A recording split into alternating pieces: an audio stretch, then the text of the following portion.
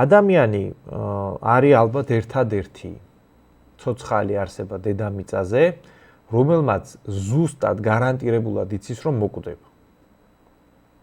ანუ რას გულისხმობ? აი მაგალითად შიში იმისა, რომ არ მოკვდე. აქ ყველა ცოცხალ ორგანიზმს ფაქტიურად, ხო? ანუ ეგ არის ერთ-ერთი საბაზისო თვითგადარჩენის ინსტინქტი მოკლედ ყველას აქვს. აი მაგალითად ახლა ძაღლი რო გადარბის ქუჩაზე და მანქანას რო ხედავს, იმას ბუნებრივად რეაქცია აქვს, იმიტომ რომ ეშინია რო არ მოკვდეს. მაგრამ აი ეგეთი მოვლენა რო აი ძაღლი სადღაც იწვეს ან პატრონს ბურთს ეთამაშებოდეს და ფონურ რეჟიმში ფიქრობდეს იმაზე, რომ ადრე თუ გვიან გარანტირებულად მე მაინც მოკვდები, ხო? ეგ ცოტა ესე ვთქვათ, არა აქტუალურია, ხო? ერთადერთი ვისაც ეგეთი რაღაც კეთება შეუძლია და ვინც განწირულია მაგისთვის, არის ადამიანი. ანუ ადამიანი არის ერთადერთი ადამიანი, რომელიც შეიძლება მალდივებზე ესეთ ქვიშის სანაპიროზე იწვეს, საკეთ იქიდან ახლა ბაუნტის რეკლამა რო არის, ხო? და ეგეთ ადგილას იწვეს, რაღაც პალმები, ოკეანე და თვითონ აი იდეალური გარემოა და თავში გაუჩნდეს ეგ აზრი, რომ ნუ ადრე თუ გვიან მაინც მოკვდები. ანუ საკუთარი გარდაუვალი სიკვდილის გაცნობიერების ფაქტი არის ადამიანური კულტურის ერთ-ერთი საბაზისო მომენტი რა. მაგალითად აი ფსიქოანალიზის მამა ვინც არის ფროიდი, ეგ ხო ამბობდა, რომ ადამიანს ორი რაღაცა საწყისი ამოძრავებს, ხო? ერთი არის სიკვდილის შიში და მეორე გამრავლების სურვილი, მაგრამ ეგეც შეიძლება რომ დაიყვანოს სიკვდილის შიშზე, იმიტომ რომ გამრავლების სურვილი იმიტომ გაქვს, რომ იცი რომ აუცილებლად მოკვდები, შთამომავლობა რომ დარჩეს, ანუ საბაზისო ბიოლოგიურ, ასე ვთქვათ, დონეზე, აი ცხოველურ დონეზე. სიკვდილის შიში არის მაინც ყოველთვის ყველაზე მნიშვნელოვანი. და იმის მიხედვით კონკრეტული ადამიანები და რაც უფრო მთავარია და ჩვენ დღევანდელ საუბრის თემას რაც ეხება საზოგადოება ამ სიკვდილთან რანაირად თანაცხოვრობს, ეგ არის ერთ-ერთი აი მნიშვნელოვანი მომენტი და განსაზღვრელი საერთოდ ეგ როგორი საზოგადოება არის. და ჩემი ესეთი საბაზისო თეზისი, რომელზეც დღეს გვექნება საუბარი და რაც მინდა ახსნა, ის არის, რომ როცა ვამბობ, რომ ჩვენი კულტურა, ანუ ქართული კულტურა და თანამედროვე ევროპული კულტურა არის ორი ფუნდამენტურად განსხვავებული კულტურული სივრცე, სინამდვილეში მანდ ერთ-ერთი განსაზღვრელი არის ზუსტად სიკვდილთან თანაცხოვრების კულტურა. მოდი აი მე შეიძლება რამდენად უცნაურიც არ უნდა იყოს ისეთ წყაროს მოვიყვან იმის ასახსნელად თუ ჩემი აზრით როგორი არის თანამედროვე ევროპული დასავლური ცივილიზაციის სიკვდილთან თანაცხოვრების კულტურის არსი. არის ეგეთი სოფლიოში ძალიან ცნობილი წიგნების ერთობლიობა და მე ფილმიც გადაიღეს. ეს არის ჯოან როლინგის ჰარი პოტერი. და დარწმუნებული ვარ, რომ თქვენ უმეტესობას წიგნები თუ არა გაქვთ საკითხული, როგორც მინიმუმ ფილმები გექნებათ ნანახი, იმიტომ რომ იმდენად წარმატებული წიგნი არის ეს და იმდენად ცნობილი, ესე ვთქვათ, ფილმების სერია არის, რომ მეტნაკლებად ყველას რაღაცა კვეთა გქონიათ. და იმისთვის, რომ გავიგოთ, როგორი არის დასავლურ ცივილიზაციაში სიკვდილთან ურთიერთობის კულტურა, ეხლა მე მინდა რომ თქვენ გაიხსენოთ ეგეთი მომენტი მაგ წიგნებიდან და, შესაბამისად ფილმებიდან. აი ბოლო მაგალითად ბოლო წიგნი და ბოლო ორი ფილმი არის ჰარი პოტერი და სიკვდილის საჩუქრები. და ამაზე მინდა რომ ეხლა ცოტა ხანი კონცენტრირდეთ რა.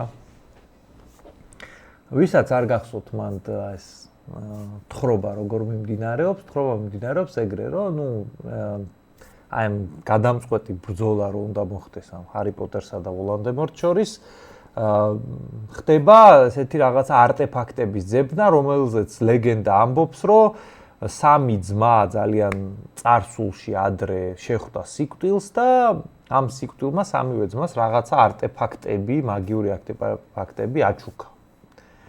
მოდი ახლა უცებ გავიხსენოთ ეგ ლეგენდა და მე აგიხსნით რას გულისხმობ სიკვდილთან ურთიერთობის კულტურაში.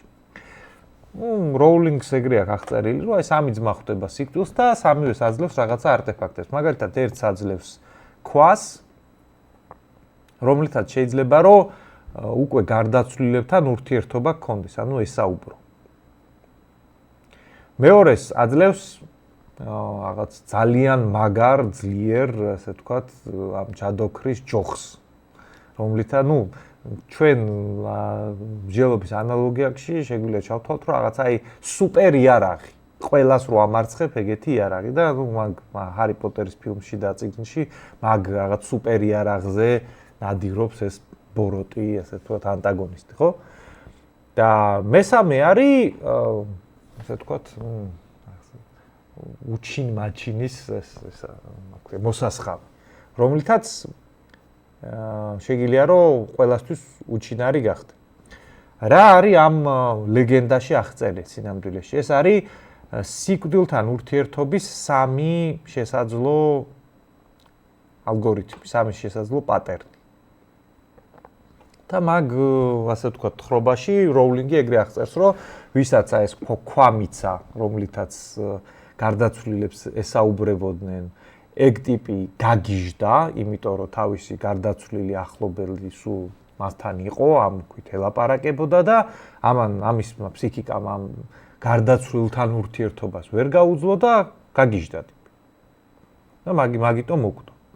ვისაც ეს სუპერ იარაღი მიცა, ეს ძალიან მაგარი ჯადოსნური ჯოხი. ის, ყველას დუელებში ამარცხებს, მაგრამ ჩუმად სადღაც ყელს გადაუჭრიან და სხვა წაიღებს ამის სუპერ იარაღს, სიკვდილი მასაც წაიღებს და მანდ არის ეს სტანდარტული, რომ რაც არ უნდა მაგარი იარაღი გქონდეს, მაინც აღმოჩნდება ვიღაცა, ვინც შენ მოკლავს და თვითონ დაისაკუთრებს. და მესამე, რომელსაც ფაქტიურად ეს როულინგი როგორც აღწერს, კარგად ჩანს, რომ მისი კულტურისთვის და მისთვის ყველაზე სწორი არის ეგ. იმიტომ რომ ვისაც ეს ჯადოსნური უხილავი მანტია აქვს, როულინგი ეგრე წერს, რომ ამაში რომ გაეხვიაო ეს მესამე ძმაო, სიკვდილი ვეღარ პოულობდაო, ანუ სიკვდილს დაემალა. და როცა თვითონ გადაწყვიტა მე ამ ძმამ რომ წასულიყო, მე საკუთარი თავი გამოუჩინა სიკვდილს და როგორც თანასწორები ისე წავიდნენ რა. ანუ ამ ლეგენდაში ძალიან კარგად არის აღწერილი თანამედროვე დასავლური ცივილიზაციის დამოკიდებულება სიკვდილისადმი. რომ და მოდი ხა ცოტა ავხსნი სინამდვილეში ეს რა დამოკიდებულებებზე არის საუბარი ხა სიკვდილს რო რეალურად ვერავინ ვერ დაემალება ეგ გასაგებია და ვერც რაღაცა სუპერ იარაღით რო ვერ დაამარცხებს გასაგებია მაგრამ აქ არის აღწერილი საკუთარი გარდაუვალი სიკვდილის ფაქტთან შენ როგორი ურთიერთობა შეიძლება გქონდეს მაგისი ალგორითმები და ნახეთ არის ერთი საინტერესო დეტალი აი ეს სიკვდილისგან დამალვის, სიკვდილისგან გაქცევის თემა ჩემი აზრით არის ყველაზე მნიშვნელოვანი ფუნდამენტური და აი ესეთი მარკერი არის თანამედროვე დასავლური საზოგადოების. რას გულისხმობ? ეგეთი არ იყო ყოველთვის ევროპული ცივილიზაცია. მაშინ ჩემი აზრით ბევრად მეტი საერთო ჰქონდა, მაგრამ დღეს არის ეგეთი საზოგადოება. რაც უფრო ნაკლებს ფიქრობ შენ სიკვდილზე და მით უმეტეს აი პატივცემული ხალხის წრეში ნაკლებად წამოწევ მაგ თემას მით უფრო უკეთესია და ყველა ის მოვლენა რაც დასავლური ცივილიზაციის ფარგლებში არის პოზიტიურად შეფასებული ემსახურება სინამდვილეში ერთ და იგივე ამოცანას რომ საკუთარი გარდაუვალი სიკვდილის გაცნობიერების ფაქტი რომელიც ძალიან მძიმე არის ფსიქიკისთვის, აი სულ რო გახსოვს, რომ მოკვდები. ეგ რამენაირად უნდა გაყუჩდეს, სადღაც ცნობიერების ყველაზე შორ კუნჭულში უნდა ჩაიკარგოს საერთოდ კაი იქნებოდა რომ ეგ გამქრალიყო გონებიდან, მაგრამ რახან ვერ ხერხდება, რაღაცებმა უნდა ეგ დააყუჩონ და საკუთარი გარდაუვალი სიკვდილის თემას უნდა ადამიანი დაემალოს. ანუ მე მაგალითად როცა აი ამ ჩვენი კოლექტიური მედასავლეთეების ამბავს უყურებდი, გახსოვთ ეგეთი მოვლენა რო იყო ბასიანში, რომ პოლიცია შევიდა და მე ეს თეთრი ხმაურის მოძრაობა რო გამოვარდა და როგორ შეეხეთ თქვენ კლუბს შეეხეთ, აი ეგ არ იყო უბრალოდ რომ აი მოდი ნარკოტიკებს სადაც ყლაპავთ და ძიგძიგებთ ძმაო იმ სივრცეს ხელს რატო ყიდებთ. მაშინ მე მაგალითად რო უყურებდი, აი რაღაცნაირად ფიქრობდი რომ ბიჭო, ამას აქვს რაღაცა მნიშვნელოვანი ტრანსცენდენტული შინაარსი, ამათ რანაირადაც აღიქვეს ეს ყველაფერი და მე რომ ნელ-ნელა ფიქრობდი და ვაანალიზებდი, მივხვდი რომ მაგ ხალხს იმიტომ ეწყინა და ეთკინა, რომ აი მათი ეგ სივრცე ვიღაცამ შეურაცხყო და მოანგრია, რომ ეგ არის სივრცე, რომლის ფარგლებშიც ისინი ცდილობენ, რომ ცოტა ხნით მაინც ამ საკუთარი გარდაუვალი სიკვდილის ფაქტს დაემალონ. ანუ ადამიანი, რომელიც რაღაცებს ყლაპავს, აი ამ რაღაცა ტრანსის მდგომარეობაში გადასაყვან ჩაბნელებულ და პატარა განათების, ასე ვთქვათ, გამონათებებით სავსე რიტმული მუსიკის სივრცეში ხდება, მისი, ასე ვთქვათ, ცნობიერება რაღაც პერიოდი გადადის მდგომარეობაში, როცა ესეთ რაღაცებზე ფიქრი არ არის საჭირო. იგივე აი სხვა მიმართულებები რო ვთქვათ, ხო? აი საქართველოში ხო ხა ძალიან კონკრეტული ხალხის გამოისობით ეს პლანის თემა ხო საყოველთაო გახდა და პატარა ბავშვებიდან დაწყებული ყველა ხო მაგას ეწევა რა. და აი ხო არის ეგეთი კითხვა რომ ბოლო-ბოლო აი რატო ესე მასიურად, რატო ესე ამ მდგომარეობაში და მაგაზე არის ძალიან საინტერესო ეგეთი სხვათა შორის კვლევა. რომ უბრალოდ ნარკოტიკის მიღება როგორც ფაქტი ავტომატურად მიჩვევას რომ იწვევდეს მაგალითად ძალიან ბევრი ადამიანი, რომელსაც აი რაღაცა ფეხი მოტყდა ან რაღაცა ოპერაცია აქვს მოკლედ გასაკეთებული, ხო ვაწვენთ საავადმყოფოში. მაგალითად მეც აი ადრე რო ფარიკაობდი, დაზიანება მივიღე, ან თითი მომაჭრეს და მე იყო უკან მისაკერებელი, ხო?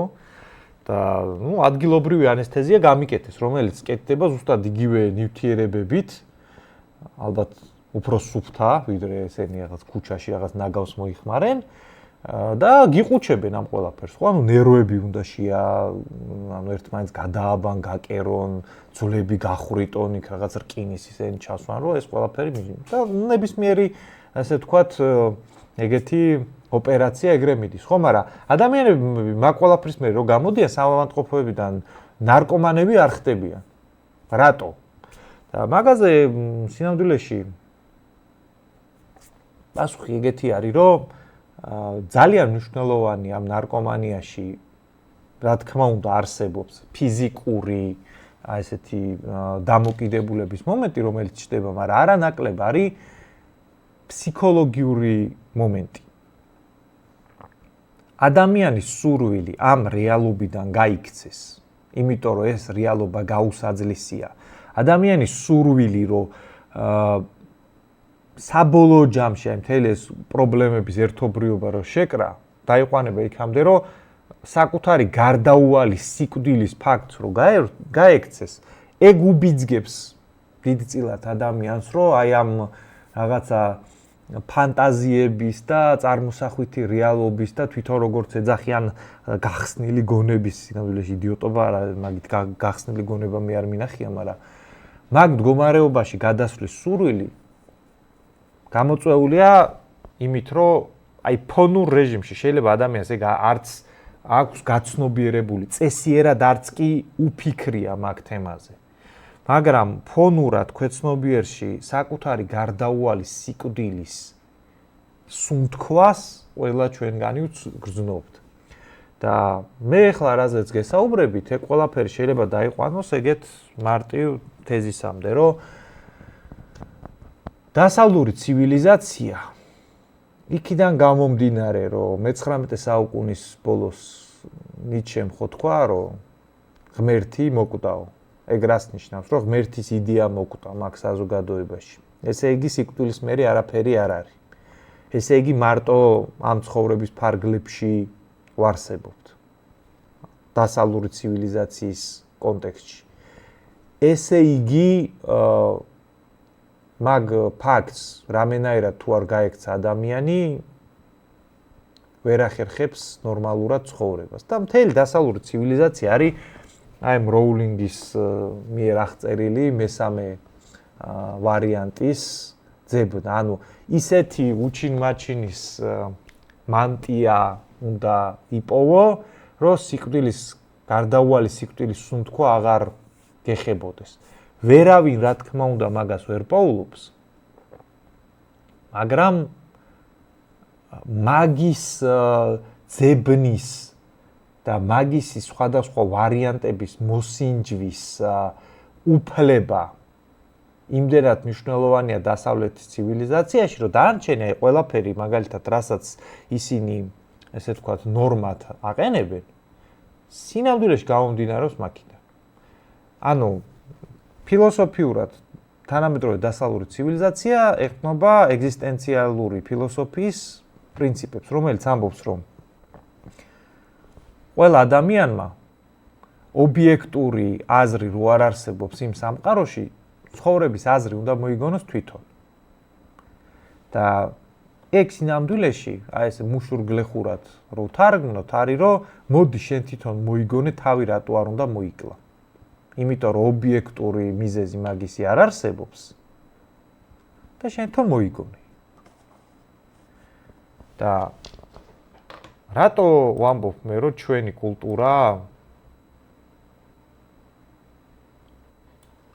კულტურა არ არის მაგათი კულტურა. ჯოან როულინგის აი კიდე აურიე. ჯოან როულინგის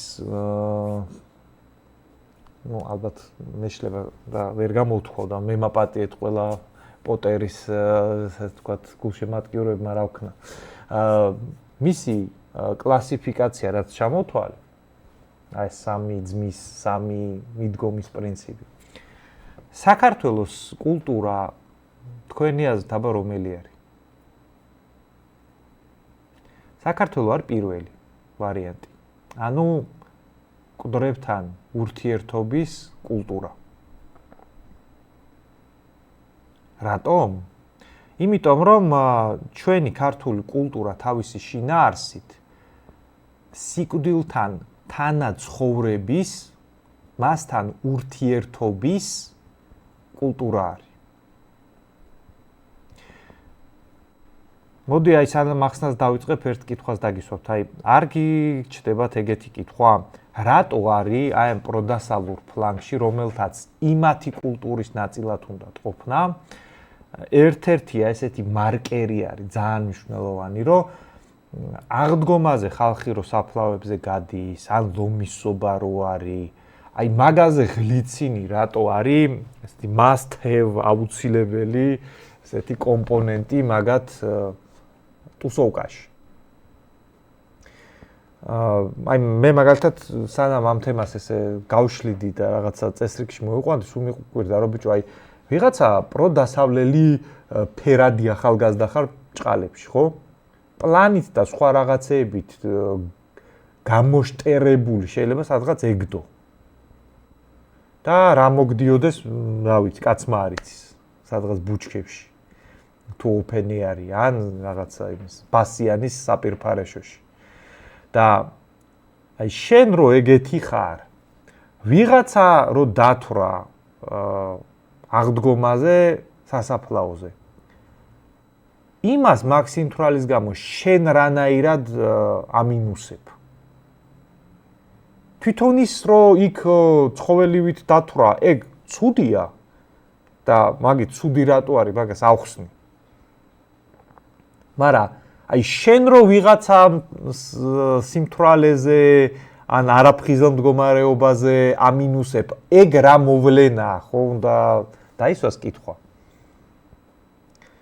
რა მოვლენა სინამდვილეში არის შემდეგი.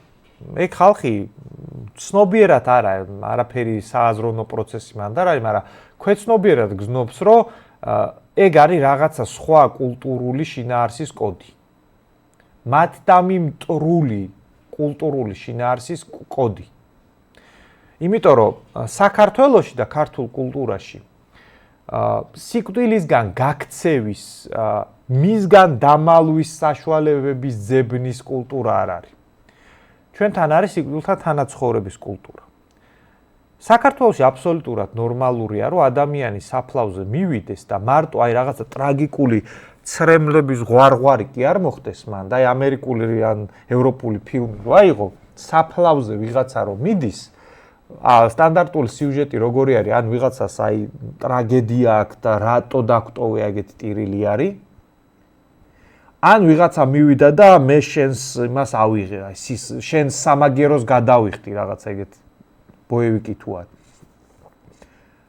რა თქმა უნდა, ეგეთი ელემენტები ქართულ რეალობაში და ქართულ კულტურაშიც არის. მე იმას კი არ ვამბობ, რომ ჩვენი მკვდრების მიმართ ეს ტრაგიკული განცდა არა გვაქვს, არ ტირი ვართ, არ განვიცდით, რომ ისინი ახლა მიწაში უნდა ჩავდოთ, კუბოს არ ვაცილებთ და ასე შემდეგ, მაგრამ მაგის გარდა ქართულ კულტურაში როგორ მოვლენა, იცი? აი ადამიანი რომ მივიდეს თავის გარდაცვლილთან და ჩვეულებრივად მოუყვეს, რომ იცი ოჯახში რა ხდება, ეს დაგვემართა, აი ხა აქ რო იყო შენ წარმოიდგინე, ან ცოცხალი ურთიერთობა მასთან. ნორმალურია ქართულ კულტურაში.